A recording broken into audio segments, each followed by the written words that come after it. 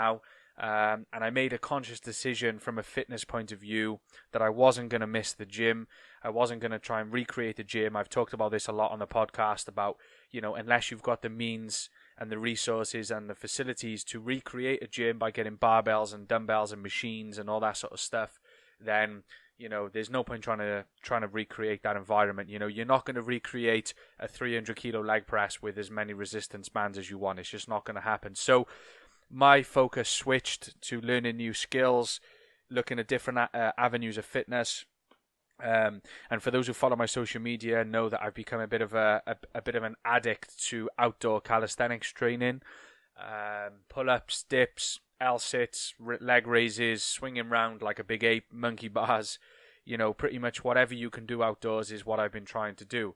But the one thing that I've really fallen in love with, as you will know, once again, if you follow my social, doing controlled reps, and I felt a twinge, and it just bothered me ever since. And I've worked around it.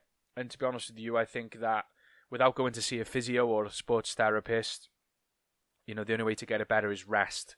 But one thing I found with the rings is that it doesn't really play up on my shoulder because you're able to manipulate the rings to where your body feels most natural. So if you're doing, say, dips on parallel bars, it's a fantastic exercise, but you are limited to what the bars are. So whether you're 6'5" or 5'6", the bars are in the same position. Whereas with the rings, you can kind of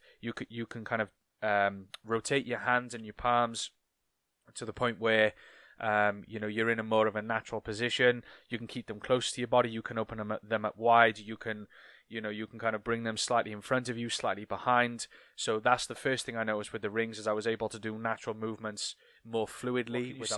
I think that even though Jocko preaches about what he does, I think it takes a very, very special kind of person to do what he has done and what he does on a daily basis. I invested in his book, Discipline Equals Freedom, which is a really good book. It's a very niche book, because even though it is one of thousands of self-help, self-development, self-motivation books out there, with all the others that I've read and I've preached about, he calls it a field manual, obviously because it goes with his marketing and his kind of genre of kind of military minded and stuff, but it is that because it's not so much like an autobiography and a book that you have to read and there's loads and loads of chapters. It is something you can just pick up and just scroll to a random chapter and just quickly read it, in the space of a couple of minutes. It is like a quick reference guide. He's got really good workouts in there, things you can do in hotel rooms with no equipment.